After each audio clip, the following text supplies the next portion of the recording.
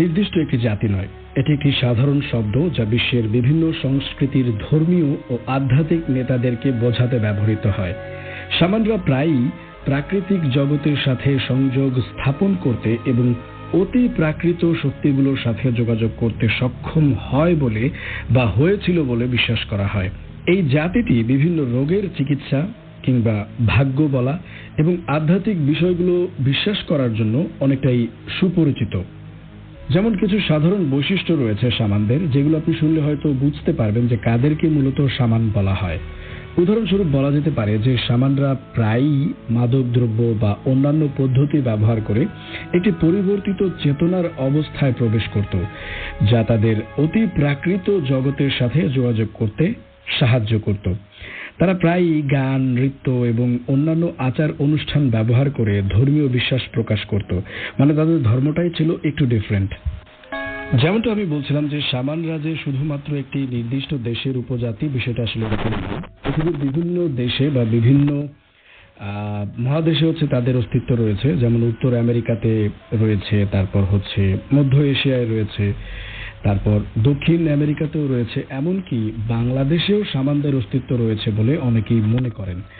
তো আমার এতটুকু আলোচনা শুনে আপনি হয়তো এটা বুঝেই গেছেন যে শামান একটা সময় জাতি ছিল, মানে এটাকে জাতি হিসেবে ট্রিট করা হতো, কিন্তু এখন হয়তো এটা সম্প্রদায় হয়ে গিয়েছে, বা আপনি উপজাতিও বলতে পারেন। যদি উপজাতি বলেন তাহলে হয়তো আমার কাছে মনে হয় খুব বেশি একটা ভুল হবে না।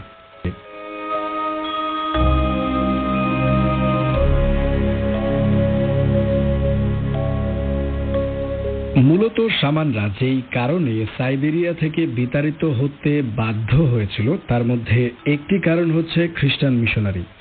মানে খ্রিস্টান মিশনারিদের জন্য শামানরা অনেকটাই কোণঠাসা হয়ে পড়েছিল, কারণ তাদের যে ধর্মীয় আচার অনুষ্ঠানগুলো ছিল সেগুলো অনেকটাই বাধা প্রদান করেছিল খ্রিস্টান মিশনারিরা, এবং তারা ফোর্সফুলি তাদেরকে খ্রিস্ট ধর্মে কনভার্টেড হওয়ার জন্য বা ধর্মান্তরিত হওয়ার জন্য বাধ্য করেছিল, যার কারণে শামানরা ধীরে ধীরে সাইবেরিয়া থেকে বিতাড়িত হতে থাকে বা চলে আসতে শুরু করে।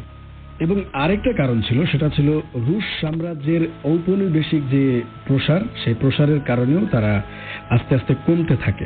কারণ রুশরা শামানদের যে ঐতিহ্যগত যে জীবনধারা ছিল বা লাইফ প্যাটার্ন ছিল সেটাকে প্রভাবিত করছিল, বাধা প্রদান করছিল।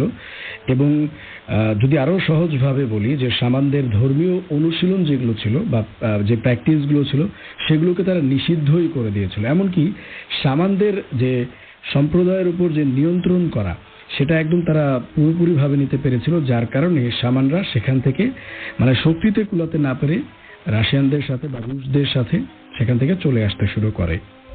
কারণ রাশিয়ানরা তখন শামানদেরকে মনে করত আধুনিকতার শত্রু। মানে রুশরা যেভাবে এগোচ্ছিল তারা মনে করত যে শামানরা যেগুলো করছে বা যেই রিচুয়াল প্র্যাকটিসগুলো করছে সেগুলো আসলে কোনো ধর্মের সাথে যায় না, এবং এগুলো মানে তারা মনে করছিল যে এগুলো ইনঅ্যাপ্রোপ্রিয়েট রিচুয়াল আর ইনঅ্যাপ্রোপ্রিয়েট গিয়ে রিলিজিয়াস, যার কারণে তারা অনেকটাই গিয়ে দমন করছিল। মানে মোট কথা তাদেরকে দমন করছিল। এবং আস্তে আস্তে আস্তে আস্তে যখন শামানরা সংখ্যায় কম হতে থাকে এবং কমতে কমতে একটা সময় এরকম হয়ে যায় যে তারা সেখানে সংখ্যালঘু হয়ে পড়ে।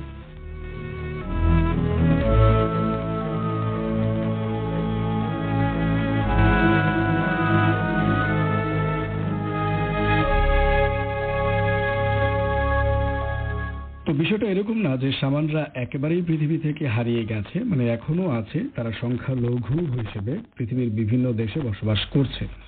কারণ তারা যে বিষয়গুলো আমি কমপ্লিটলি বিশ্বাস করি না সেই বিষয়গুলোর উপর বেস করেই তাদের ধর্মটা নিয়ন্ত্রিত ছিল বা তাদের ধর্মটা সুসংগঠিত ছিল।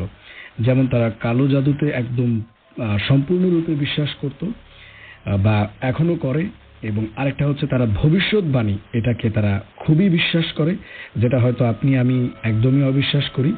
এবং আরেকটা বিষয় যে তারা রোগ বা অসুখ সারানোর জন্য যে পদ্ধতি ব্যবহার করে, যেটা বর্তমানে আমরা ঝাড়ফুঁক বলি বা অদ্ভুত বিভিন্ন ব্যাপার স্যাপার রিচুয়াল, মানে তাদের রিচুয়ালটা আলাদা। মানে আমরা যেরকম ঝাড়ফুঁক দেখেছি এরকম না, কিন্তু তাদের এই রোগ সারানোর রিচুয়ালটা বা পদ্ধতিটা একদমই ভিন্ন।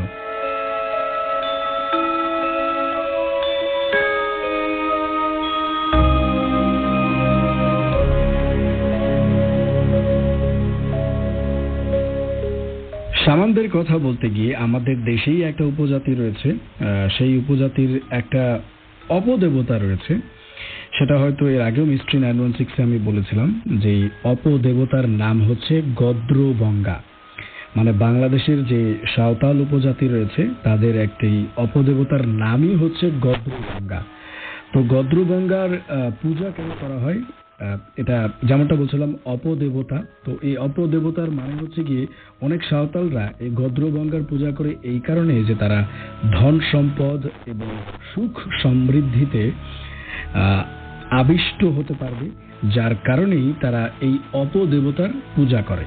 তো আমি যদি একটু বর্ণনা দেই, যদিও এর আগে এই বিষয়টা নিয়ে আলোচনা করেছিলাম, তারপরেও আরেকটু বলি, কারণ যেহেতু সামানদের বিষয়টা আসলো তাহলে হয়তো আপনি রিলেট করতে পারবেন যে কেন তাদেরকে বিতাড়িত করা হয়েছিল সাইবেরিয়া থেকে, বা কেন তারা একটা সময় জাতি ছিল আর এখন হচ্ছে ট্রাইবাল হয়ে গিয়েছে। এই বিষয়টা হয়তো আপনি রিলেট করতে পারবেন।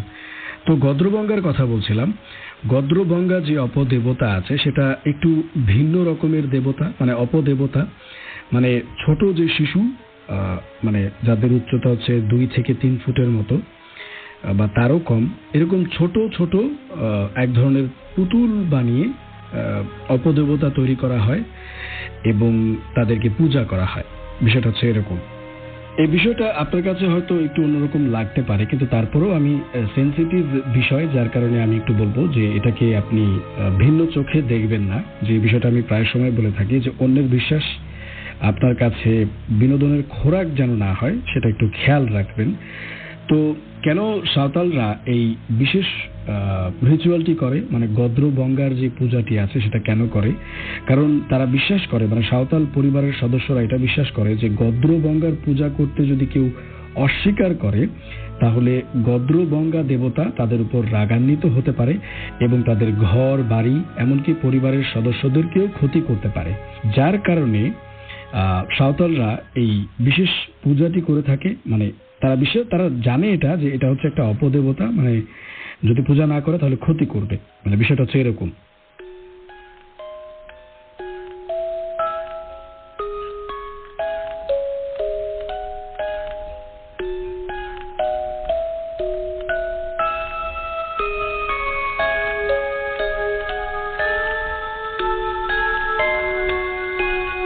তো এভাবে আপনি সাঁওতালদের যে রিচুয়াল প্র্যাকটিসটা আছে সেটার সাথে সামানদের রিচুয়ালটাকে বা তাদের যে অনুশীলন রয়েছে, ধর্মীয় অনুশীলন, সেটাকে আপনি হয়তো একটু রিলেট করতে পারবেন। এর মাধ্যমে আমার বলার উদ্দেশ্য এটা না যে এটি হচ্ছে অন্যায়, কারণ এই বিষয়টা আমি এর আগেও আপনাদেরকে ক্ল্যারিফাই করেছিলাম বা সাবধান করেছিলাম যে সাঁওতালরা আমাদেরই মানুষজন, আমাদের বাংলাদেশেরই জনগণ। সো এমন কিছু বলাটা হয়তো উচিত হবে না যাতে তাদের যেন এটা ক্ষতি হয় বা মানুষজন যেন তাদেরকে একটু ভিন্ন চোখে দেখে, কারণ এটা তাদের বিশ্বাস। তারা তাদের বিশ্বাস নিয়ে সুখে শান্তিতে বসবাস করুক এবং বাংলাদেশে বসবাস করুক, এটাই আমরা চাই। তো আপনি হয়তো এটাকে ভিন্ন চোখে দেখবেন না, এটা আমি আশা করব। তো ফিরে আসি সামান জাতিতে। তো সামানদের যে বিষয়গুলো ছিল সেটাতে অনেক কিছুই মানে মানুষজন দাবি করে, মানে বিভিন্ন ঐতিহাসিক যে বই রয়েছে সেগুলো পড়ে জানতে পারলাম যে অনেকেই দাবি করে যে সামানদের যে আধ্যাত্মিক শক্তি বা ক্ষমতা আছে বলে তারা বিশ্বাস করে। সেগুলো নাকি সত্যি। তো এটা হতে পারে সত্যি, আবার সেটা মিথ্যাও হতে পারে। এটা হয়তো আমি এই হট সিটে বসে মানে যা ইচ্ছা তাই হয়তো বলতে পারবো না। আমি এই বিশ্বাস অবিশ্বাসের বিষয়টাই বাদ দিই। আমি বরঞ্চ ইন্টারেস্টিং একটা বিষয় নিয়ে আলোচনা করি। সামান ট্রাইবাল বা সামান উপজাতিরা বা সামান জাতিরা তাদের যে আধ্যাত্মিক শক্তিগুলো ছিল তারা সেগুলোকে কোনোভাবে তাদের জাতের বাইরে বা জাতির বাইরে যেন যেতে না পারে সে ব্যাপারে তারা অনেকটাই সচেতন ছিল। মানে বিষয়টা হচ্ছে এরকম যে কেউ যদি ভবিষ্যৎবাণী জানতো বা কেউ যদি কালো জাদু জানতো তাহলে সেগুলোকে জাতির বাইরের মানে গোত্রের বাইরের লোকজনকে তারা কখনোই শেখাতো না। এবং এভাবেই এখনো পর্যন্ত সামানদের যেই শক্তি আছে বলে বিশ্বাস করা হয় সেটি এখনো তাদের মধ্যেই সীমাবদ্ধ রয়েছে বা তাদের সম্প্রদায়ের লোকজনের মধ্যেই সীমাবদ্ধ রয়েছে। এর বাইরে এগুলো এখনো পর্যন্ত যেতে পারেনি।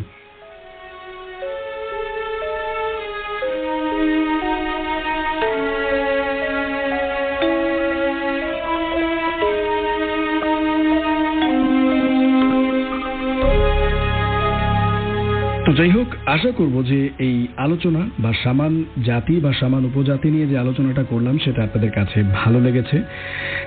আসলে সত্যি কথা বলতে যে এই শামান জাতি নিয়ে অনেক ব্রডলি লেখা আমি কোথাও পাইনি। যতটুকুই আমি গ্যাদার করতে পেরেছি বা চোখের সামনে যতটুকু পড়েছে সেগুলোই আমি আপনাদের সাথে শেয়ার করলাম।